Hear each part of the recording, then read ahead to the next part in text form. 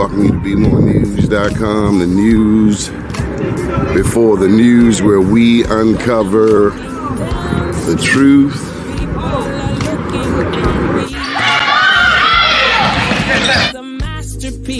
And absent, we need God. Because only God can bring us out of this mess.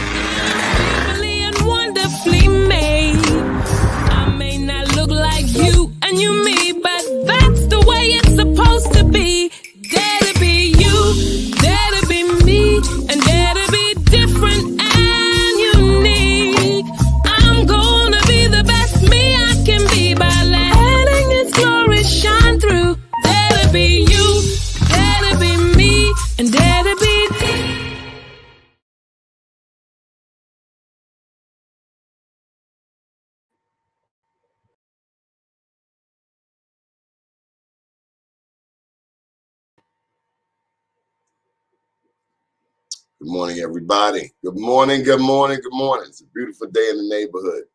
Listen, I got a word for you. The word for you for today is entrepreneurship. Do you know what it is? So here we go. It's the process of discovering new ways of combining resources. The process of discovering new ways of combining resources. When the market value generated by this new combination of resources is greater than the market value these resources can generate elsewhere individually or in some other combination, the entrepreneur makes a profit. That's what I am talking about. So I want to take a moment, and I'm going to bring a couple of people on and just thank the people who support our businesses. And that would include the many sponsors that are listed on the listed down in the ticker tape here. Good morning, Michael Randolph. Right now it includes people running for office, but also Attorney Robert DeShiel, Attorney Billy Murphy, Attorney J. Wendell Gordon.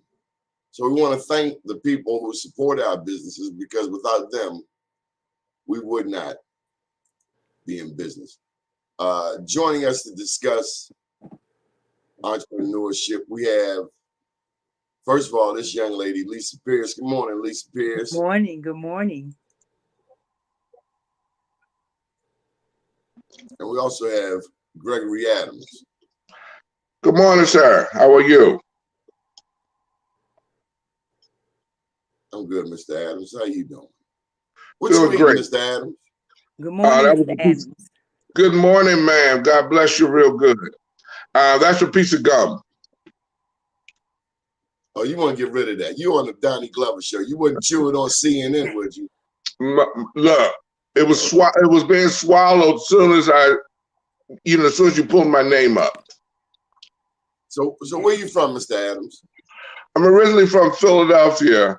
I came to Baltimore in '86 with the National NAACP under Dr. Benjamin Hooks as the National Conference Director for the NAACP. And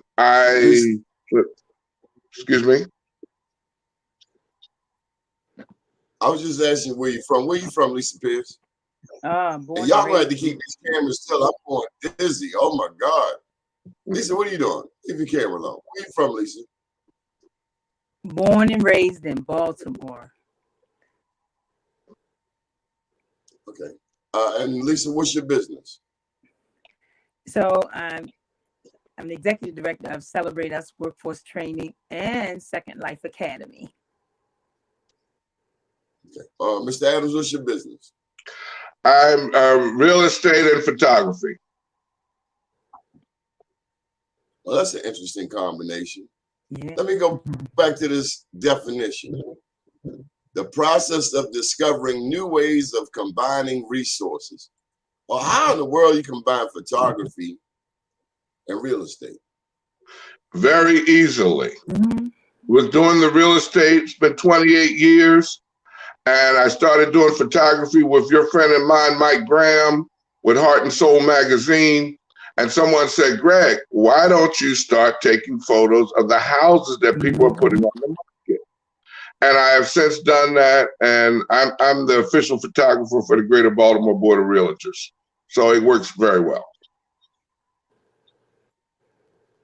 Lisa, have you found unique ways of presenting your resources? Sure. So real estate and photography, I'm sure Mr. Adams can agree, is a very saturated market. So you have to find a way to stand out. And so that's really what entrepreneurship is. If you want to become profitable, you have to be creative and you have to find a way to stand out. And so I've been effective in doing that, especially being a very, very small fish in a big bowl. You know, I'm really, you know, and it requires a true study of your craft. You know, one of the things that I realized with some entrepreneurs is that, you know, the learning and the mastering of your craft requires, you know, for you to research new ways, because, you know, every year there's a new workforce training program. Every year there's a new photographer. Every year there's somebody doing something new in real estate. And so the grind for the entrepreneur is, how do you stay relevant? You know, how do you how does your phone continue to ring? So what is it you want to plug today, Lisa Pierce? So I want to plug Second Life Academy. Second Life Academy is a workforce training program exclusively for former high school athletes. So, you know, unfortunately, when we heard a couple of years back, shut up and dribble, you know, we didn't like who delivered that, you know, but there was some truth to that. That's the world that, you know, high school athletes live in. So because people want them to shut up and dribble all the way out the door, there's no one acclimates them to the workforce. No one says, hey, son, you know, you are a great point guard, but here are all your transferable skills that you can be an MVP at the workplace. And so the inspiration for this came from a student that joined my training program, and he was shot 7 times. He was a star running back, you know, and he was, you know, thankfully he lived, but he was really pushing for an entry-level food service job. And I said, you know, why are you pushing so hard for this, you know, this low wage job? Like, you have so many transferable skills, but no one pulled him out of line, you know, out of the gym and said, you know, here's how you do a resume. Here's how you present yourself. And so, you know, this may be controversial for me to say, but the successful high school athletes are becoming the next neighborhood drug dealers because they have the assets. They have a following already. They have a skill, you know, and they have They just ain't got no damn common sense. Well, nobody, once again, you know, they have to gravitate. Some of them don't want to listen. Hey, Lisa, some of them are caught up, and everybody around them is caught up in the attention that they're getting because they're a basketball star, not realizing that that's a very, very short plan. So, Lisa, you offer workforce training, and you specialize, if I may say, in helping those basketball players that got in trouble, went to prison, and they come back home and trying to get it right, called Second Chance. Yep. Yep. Or anybody else has been locked up. You specialize in helping the returning citizen. So in any industry, when you're an entrepreneur, you can't be afraid of the hard stuff, right? You know, you have to have the confidence of what you're doing, and that you and belief in yourself that you're doing something right and something good for people. But you also can't be afraid of the hard stuff, you know. So my most successful program is my federal and state reentry program, you know, because what my strength is and the way I stand out is I have a conversation with them in terms of helping them to see that their past was not even a chapter in a book. It was a couple of pages, that there's still more to write about their story. And so, you know, often reentry students or displaced workers are just bogged down by what they didn't do, what they don't have. And so my approach to workforce training is, oh, no. You know, I saw your numbers and I talked to your coach. You was never late for practice. That's a skill. You know, let me shift over to Greg Adams for a second, Lisa. Sure. Greg, in your business, and you being from Philadelphia, I guess you know your share of people who've been behind the walls. Yes, sir. In fact, I'm loving Lisa right now. I'm gonna connect with her off because in my own personal ministry, I've taught in 9 prisons and our Daily Bread and Code Blue. I used to be the workforce development person at our Daily Bread. But it was because of my entrepreneurship, Donnie, that I was able to take the time. I had the time. I didn't have to ring somebody else's bell.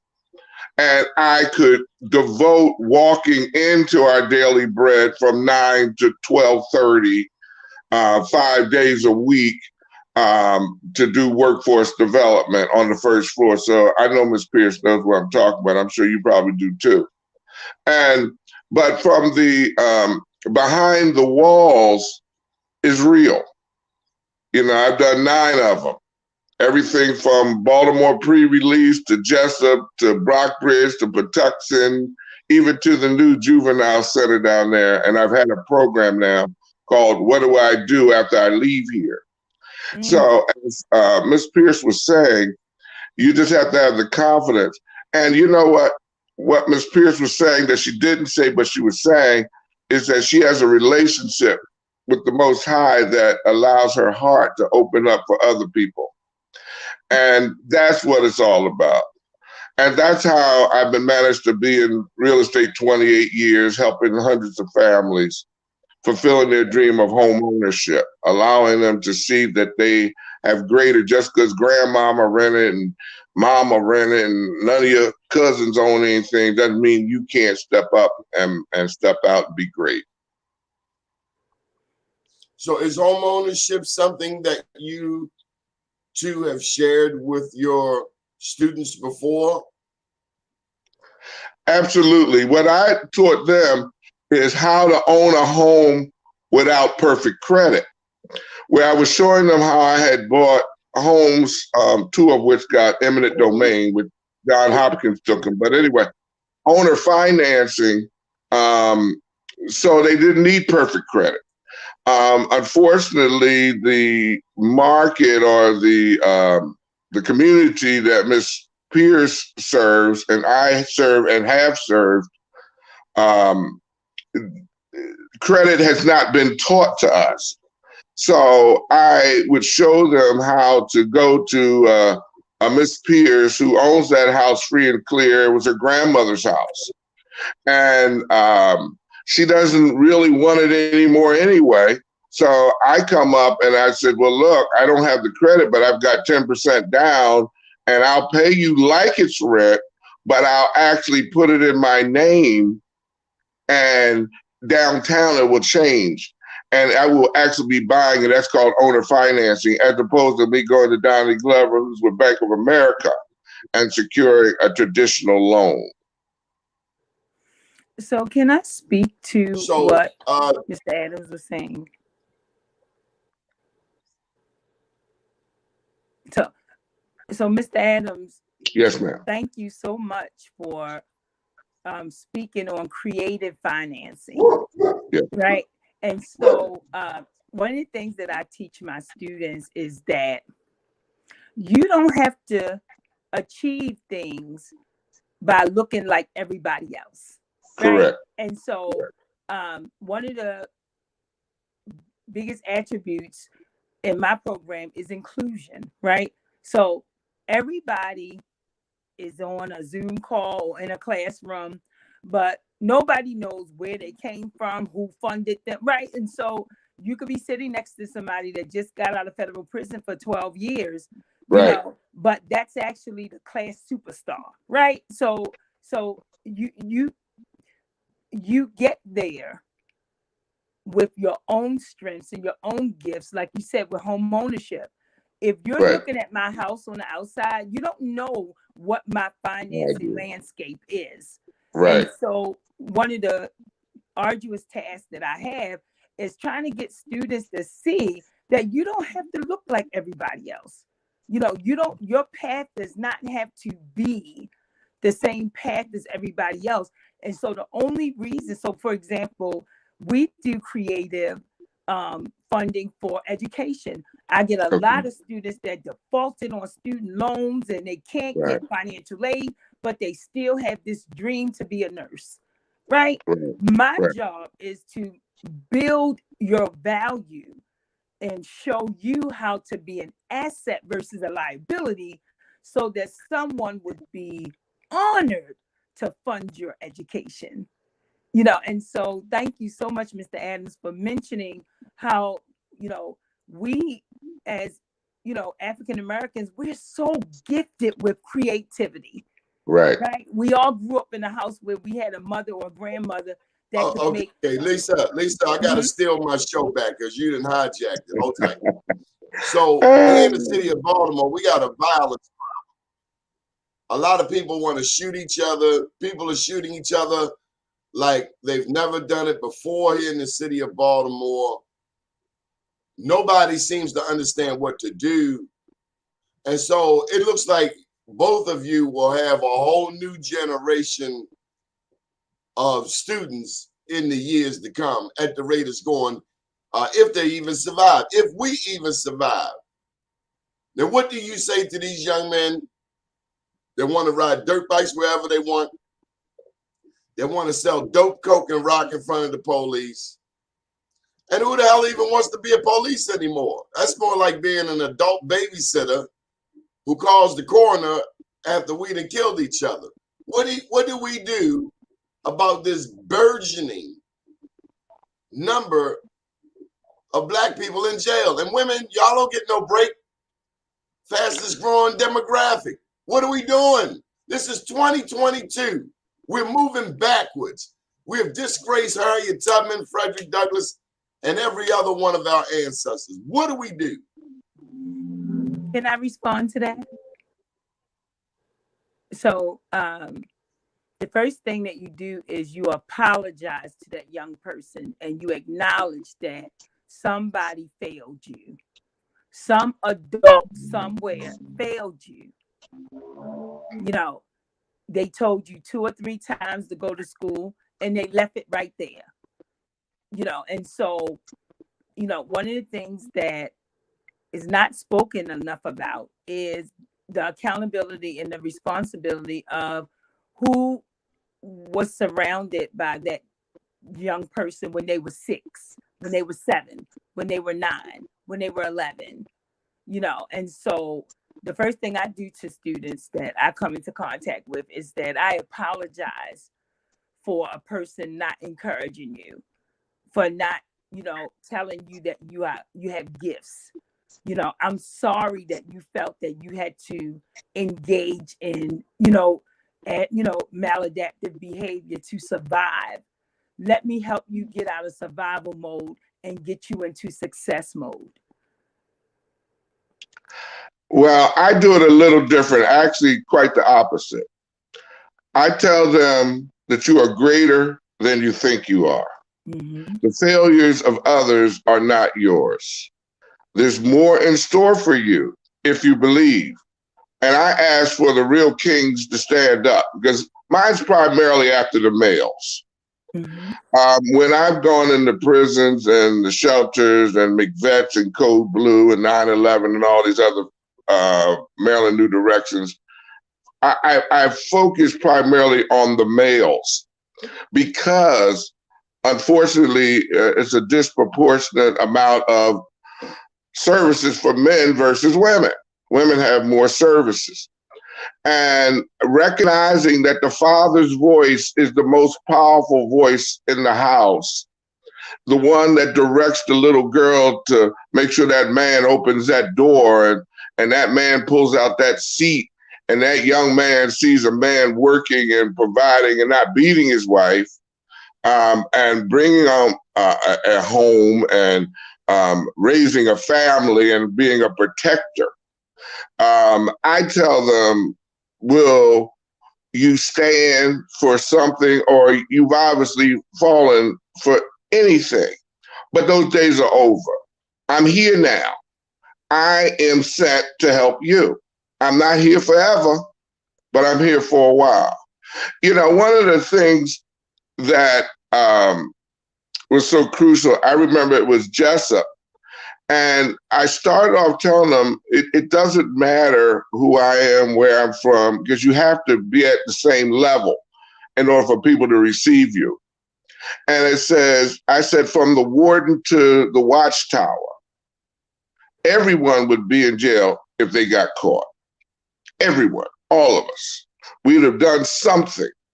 But now, even though you weren't a good father, because I taught fatherhood, manhood, and finance and job readiness while I was in those places, even though you were a horrible father, God's given you an opportunity to be a great grandfather.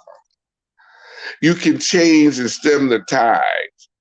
We just have to give the young men, and it's primarily young men, and Donnie's absolutely correct. The fastest No. It's not. It's both. Okay. Lisa, tell me about the women. What do we say to these women? Because we got more women out here on these streets slinging, getting locked up, running over people. So young black women, fastest growing demographic in America in prisons. Mm-hmm. That's true. And, well, you know, I hate for this to sound like a cliche, but some of this has to do with social media. And so people don't understand the fantasy of social media. And so it gets real when you stand in front of a real judge. And so what is unfortunate about social media is that it's been accepted to look successful or to look productive without really being, you know, that's been accepted. So I talked to Lisa. Lisa, you're not answering. You're not answering the question. What do we say to these young women to okay? So get what we their say attention to them before they find themselves? And let me just throw a little something else in there, Lisa. Lisa, right now, the former mayor of Baltimore, who is partially responsible for this quagmire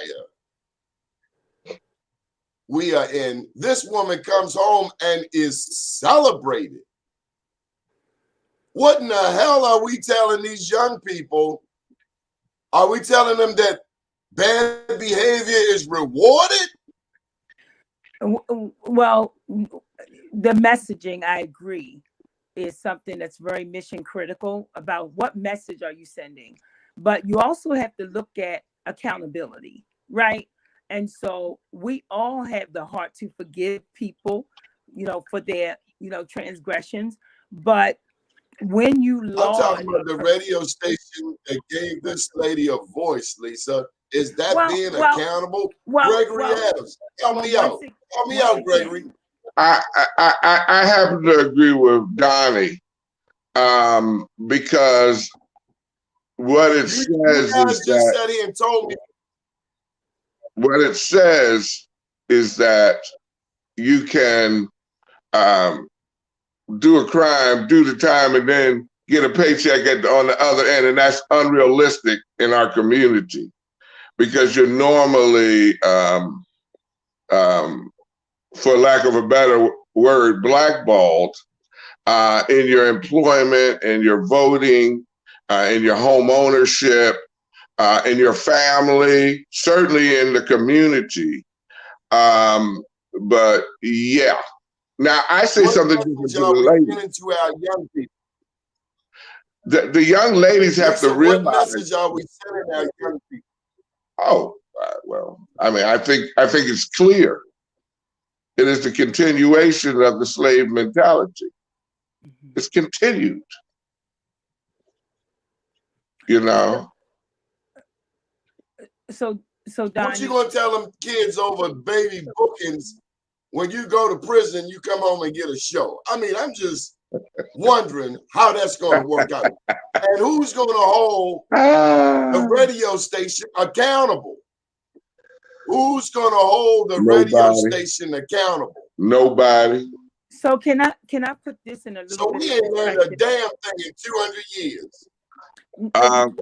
Or 400 actually, but anyway. Yeah. So when we had the last election in 2020, the ratings for, some of the networks dropped dramatically, and because one of the things that happened in the past 4 years is this shock value, right? And so you also have to look at the culpability of the media, right? So I'm not saying that anyone that comes home from prison don't have the right to earn a living. Of course they do.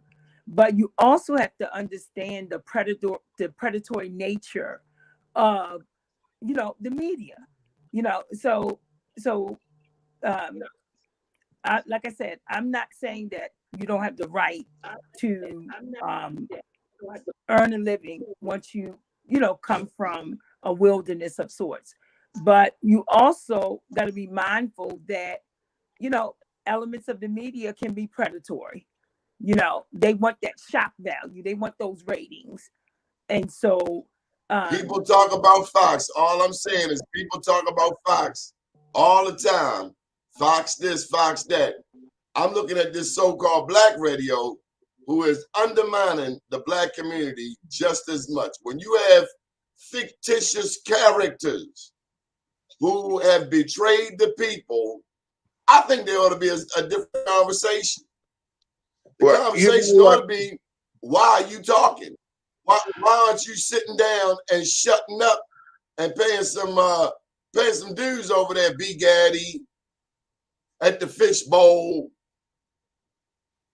maybe at an after-school program, maybe a book program. This city is real. This city is a real trip. I don't know what our values are. I thought it was go to work hard, save your money. But I see the values in the city, like the 13-year-old girl that got shot in Sandtown in front of people. We've lost our values. And you're right. We've gone back 400 years. We don't even have a brand new recreation center in the city of Baltimore. But we got, new coffee spots in white communities. We got bike lanes in the black community, but we ain't got no young people not going to jail. I think I'm about done with Baltimore. Baltimore showed me who it is, and it's real funky and two-faced. You can't give up. No, you can't give up. You just 5 minutes away from miracle. The hell I can't. Look, I ain't the one thing. You go ahead. Look, the one thing is you shouldn't be surprised by that radio station. That radio station was the same station that had another person, may not have been the same thing, but if you're looking at cause and effect, the thing is that we'll never save them all, unfortunately. What do we value? We tell the kids, look, we well, see well, Jay-Z, Lil Wayne. We don't want our kids to be young rappers, but these politicians ain't no more than rappers. And the thing is, at least the rappers making some money. Well, other than Pew, because she did get 800,000, but you got a delegate went down for 15,000 and another one for 35,000. This ain't even money, pimp. What in the hell are we teaching the children?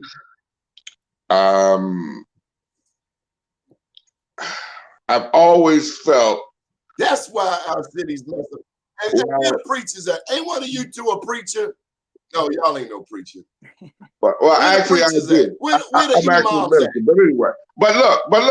But see, the thing is, the preachers are just the talkers. See, I'm a servant who happens to be a minister, who happens to walk the talk as opposed to just talking the walk. The thing is, it's about change. It's about community. I'll die. Okay, no big deal. Everybody dies. But I'm going to have done something before I leave. And the thing is, I'm going to tell them that you are greater than you think you are. Mm-hmm. Now, if I could get the adults to do that, then they could teach their children. Unfortunately, or fortunately for us on this line, our children or grandchildren will be fine because they have us and we had somebody else. They may not have had that. But I don't really dwell on the past. It's kind of like if I do well, I ain't dwelling on the past. Okay. Let me cut you right there. Lisa Pierce, we have so many people going to prison. So many people come back home with sexual trauma. Can we touch that for a minute? How traumatized? Yeah. Can I just mention something that I teach? So I teach a module called Control Your Appetite. And so one of the things that get us in trouble is as soon as a baby is born, the first thing you see on the baby's feet are some Jordans. So if that's the start that the baby is getting, what parents unknowingly do is they're building an unsustainable appetite. So the baby Jordans become, the middle school. And then, so when the parent finally gets some insight that, oh, I'm not paying $200 for sneakers. Well, you've already built an insatiable appetite in this child that now, at 13 or 14, you want the child to go to school with some Ninja Turtle sneakers with the lights on them. No, that's not going to work because you built this unsustainable appetite.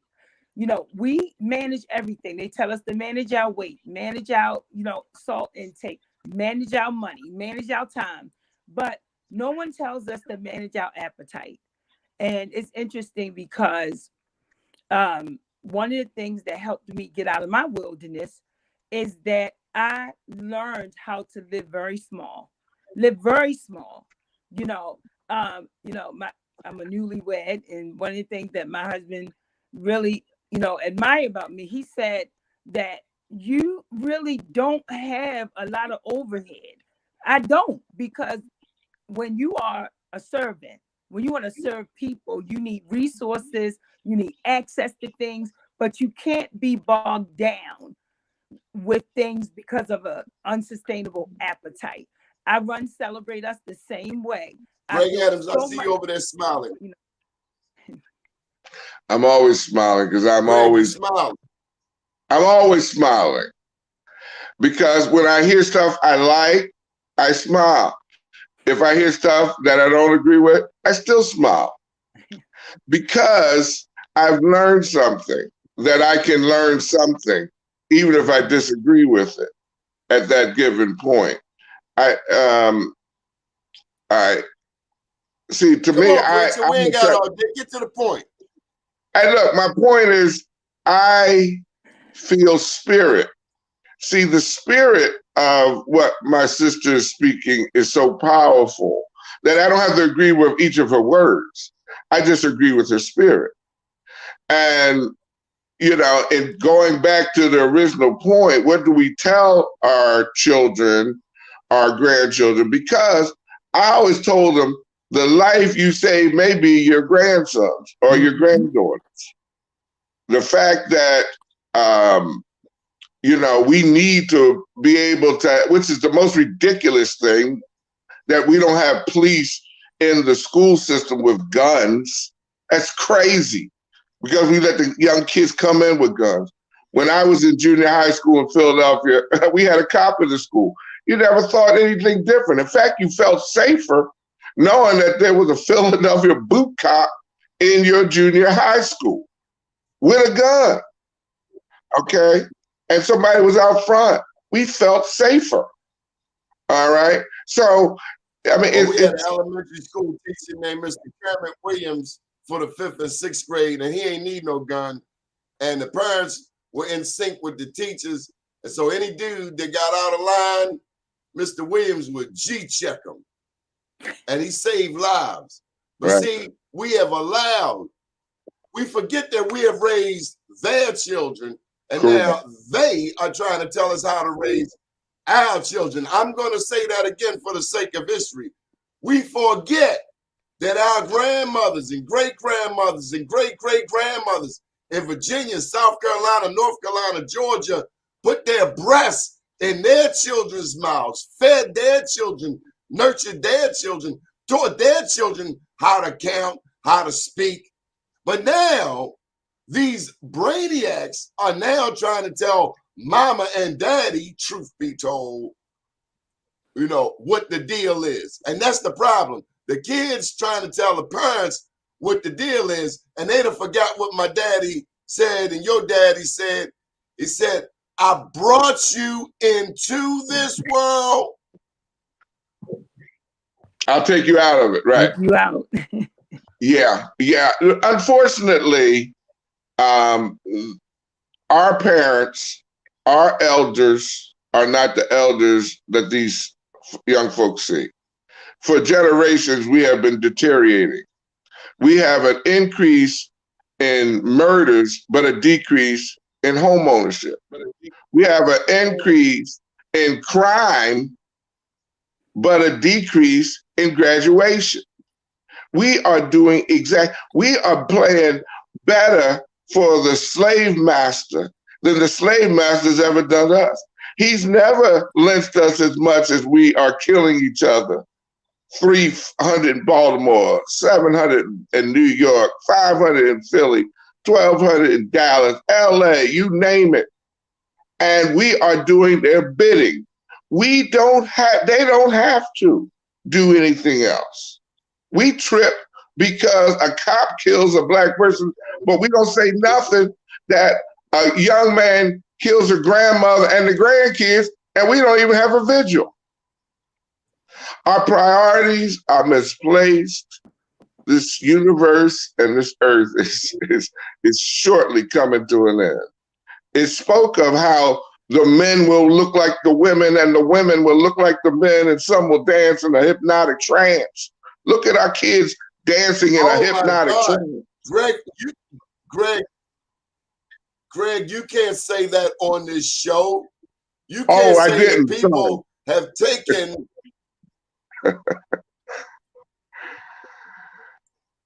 Woo. Yes, my brother. I don't care who people sleep with. I don't care who you sleep with. Stop trying to make it my business.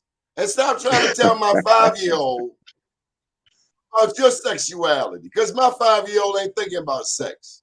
Exactly. That's the sick world we live in. Where are the people of faith? Where are the Muslims? Where are the Christians? Who are the people who are going to stand up and say, look, keep trying to shove. Yeah. The 800 Club. What in the hell do they stand for? Can anybody come tell on, me? 800. Yes, 800. It's 800 million of them going one way, and the rest of us are going to hell. But the thing is that I grew up in the time. I'm 64, so I don't care. I'm 64. I'm gonna live longer than most people who may be even watching this. Now, the thing is that I grew up at a time where we didn't need guns to protect our projects. It was actually those good old Christians that threw out the Muslims. And in the community, that they garnered so much respect by, yes, sister, good morning, brother. You know, they didn't need it. And unfortunately, the ones who purport to be followers of the Messiah, who purport to be, okay, are doing the work of the enemy. And if we were allowed Greg, again.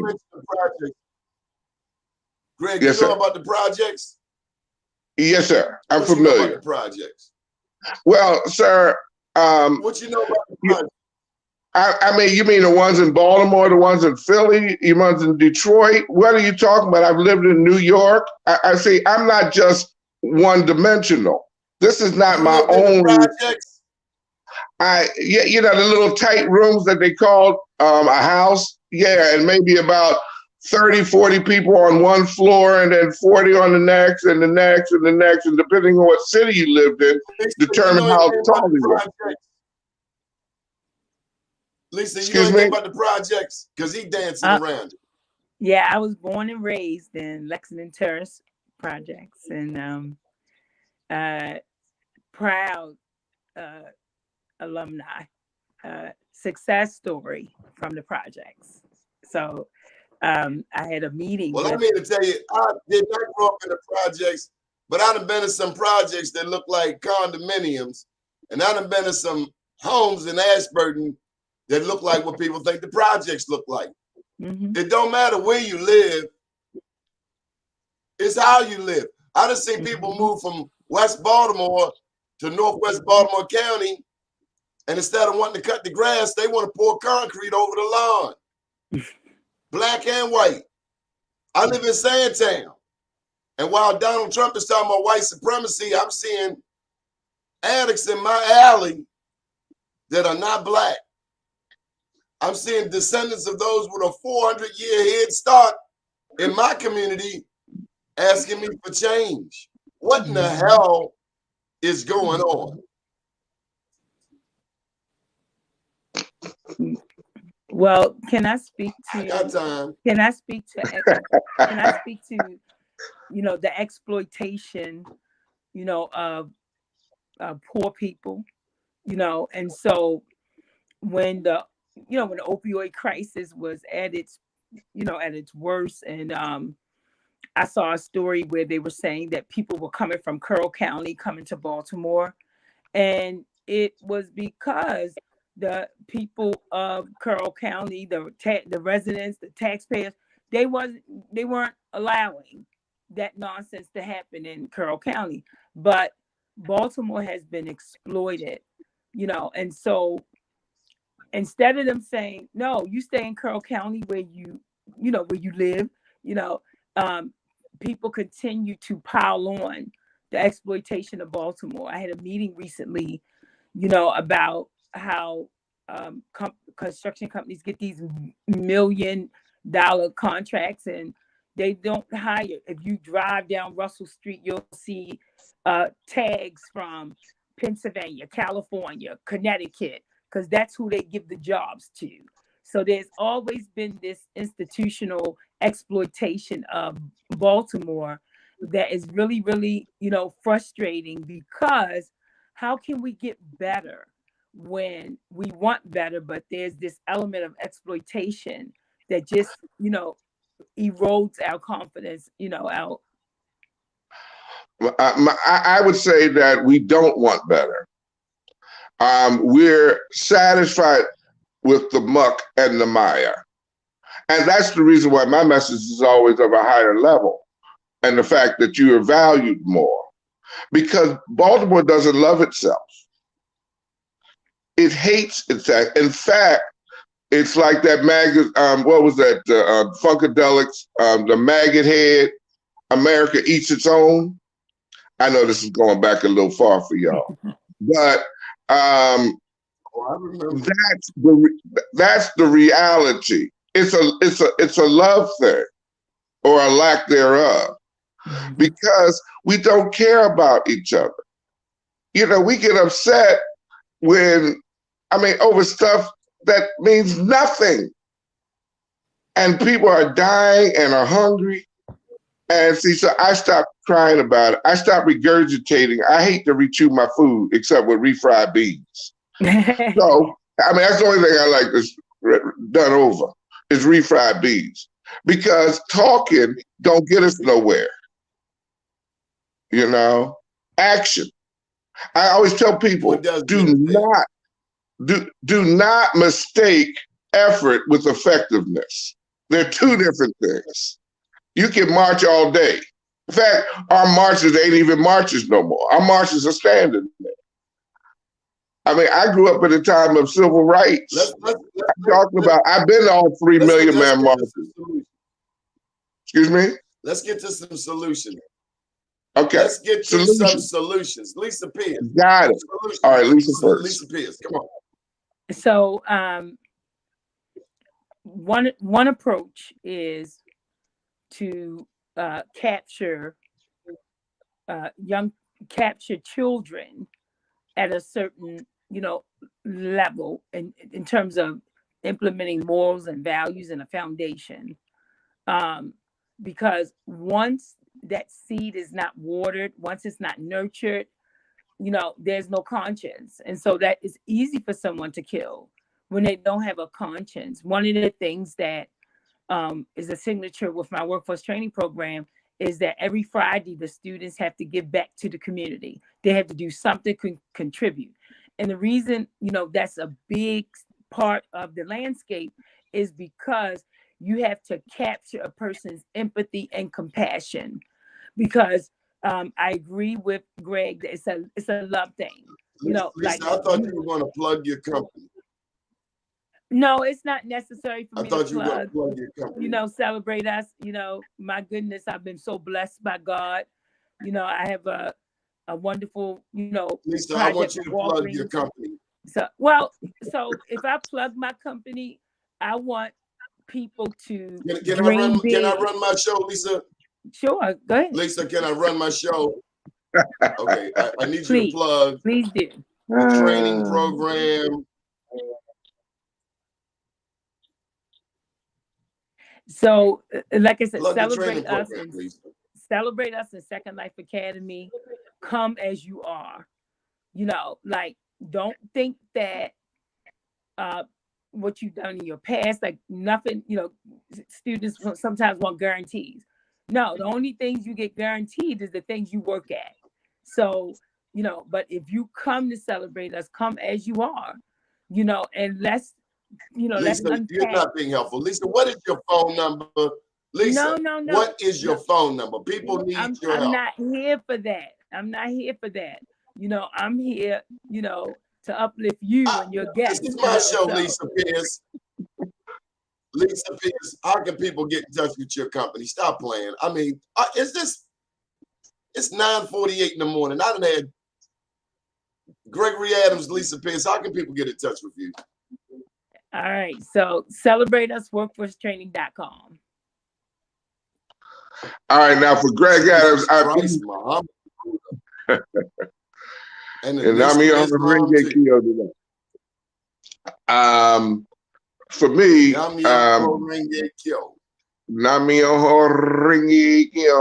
Yahushua HaMashiach, Baruch Hashem. But anyway, Greg Adams. I was trying to see if that candle was going to catch on fire back there. What you got burning? No, it's going to burn my head. And look, when I came on the phone, I was trying to get the computer up. And then I put the computer up, but it was looking at me through the phone. And so I said, oh, well, I normally do the computer desktop, but I know that's not important. 410-963-2600. Greg Adams, 410-963-2600. I help you fulfill your dream of home ownership. I change your life for the better. I get you college education money. I get you vacation money. I get you peace of mind money, retirement money. Also, my other business, as Donnie knows, is I'm your next level photographer. So when you want it done right the first time, we go in and I capture the moment, because it's only in the moment that anything matters. Once it's gone, it's gone. And we don't have time to. What event did you cover this weekend, Gregory Adams? I'm sorry, sir. What event did you cover this weekend? I was just completed sheriff's. Look, my phone. Somebody called in the interim. That's why I didn't want to use a phone. Can you hear me? Can you hear me? Yes, okay. Gregory Adams. Okay, I'm sorry, sir. I can't see you. This past weekend. All right, I've got to only next time you invite me on, sir. There I go. I'll be sure to use my desktop and not my phone. The sheriff's fundraiser. Okay. No, it's my fault, sir. The sheriff's fundraiser. Come on. Okay. You said the question was, what was the last event I just did? Was the sheriff's fundraiser? That's what I asked you 2 minutes ago. Yes, sir. Who was there at the event, Gregory Adams? I know who wasn't there. Donnie. But there were some good people there. There were a lot of movers and shakers, people that care about the community. I'm not a real name dropper. I was enjoying my daughter and granddaughter. Well, that's how you're supposed to. Lisa Pierce. Yeah, Lisa Pierce. Yes. Lisa Pierce, since you started all of this inspirational stuff off, why don't you take us on home? Since you don't want to put your phone number out there. Let me tell y'all, you know what? I don't need her. I don't need her. No. You too late. 591 Listen, if you need a job. Well, say it again. 443-591-2658. And Donnie, can I say one thing? Because what I'm going to say is so short and sweet, and it's only going to take 20 seconds. My email is stoprenting@yahoo.com. Stoprenting@yahoo.com. What you want to do is stoprenting@yahoo.com. That's how you get me. That's how it changed lives. What's that all about? Well, what's that all about? Well, let me just tell you what it's all about. Many years ago, back when Kurt Schmoke was mayor, I started a nonprofit called the Stop Renting Institute of Maryland, because at the time I was with Long and Foster, and so many people kept telling me that they couldn't buy. And I said, what do you mean you can't buy? And so ultimately, the Spirit led me. After the Million Man March, I came back and I started the Stop Renting Institute of Maryland, right on 25th Street between Guilford and Guilford and Calvert. And that was. How many homeowners came out of that? Excuse me? How many homeowners came out of that? Hundreds. Hundreds came out of it. Hundreds. See, you know, the thing is, Donnie, I'm sorry. Excuse me? For what you pay to rent, you can own. That's your point, right? For what you pay in rent, you Oh, no, that's own, another story. correct? No, for what you pay in rent, you can buy more than what you think. You pay more in rent than you do in purchase. You sitting around here paying $1,500. I don't like rent either. That's why my even stop renting. Renting is, that's why it's called stop renting. Stop renting at yahoo.com. They do, but they're paying $1,200. They're paying $1,200 for that one-bedroom apartment. Don't realize that that $1,200 could buy them a $180,000 house that they could actually walk around. See, they don't understand that. And mess up their own house. Yeah, and they can mess up their own house. Why renters got holes in walls? Pride of ownership. It's kind of like those new sneakers you bought a couple weeks ago. As soon as you got the new ones, you move the old ones out the way, you put the new ones up there, they look all nice. You know, when Lisa bought that new dress, you know, it just sits out there all pretty. And that's how it is with home ownership. When you look at it like that, that you care about it, You actually make space for it, you know, and you take care of it. And that's what happens with home ownership. I mean, we could spend hours Okay, talking so about what's wrong. look here. Okay, we're almost done. I need one piece of advice from Lisa and Greg. Now, first, I'm going to go to Greg on this one. Here's the question. If you had the mayor, the governor, and the president in front of you right now, and they will ask you, what does Baltimore need? Gregory Adams, what would you tell them? You got 30 seconds. Bam. God. I'm not gonna make. There you go. I said mine. Guidance. Lisa? Guidance. You know, you need, no one can reach success alone or with their own level of knowledge. So you need guidance. You need, you need to be educated, not just in the classroom, but educated within your whole existence. You know, you have to become a lifetime learner, you know, and so. I don't know if y'all been to an HBCU, but there's a book that they have you read called Things Fall Apart by Chinua Achebe. Yep. And as I posed the question, the answer that came to me is I would take the president, the governor, and the mayor, and I'd take them out to the backyard, strip them down naked. Actually, I'd take them to Africa, strip them down butt naked, and drop them in the jungle for 3 weeks to let them get acclimated, reacclimated to the land. My name's Donnie Glover, and we're out of here. Have a beautiful day, everybody. Try to love somebody. Try to forgive somebody. And if you step on somebody, I want to talk to Miss Pierce. Duck.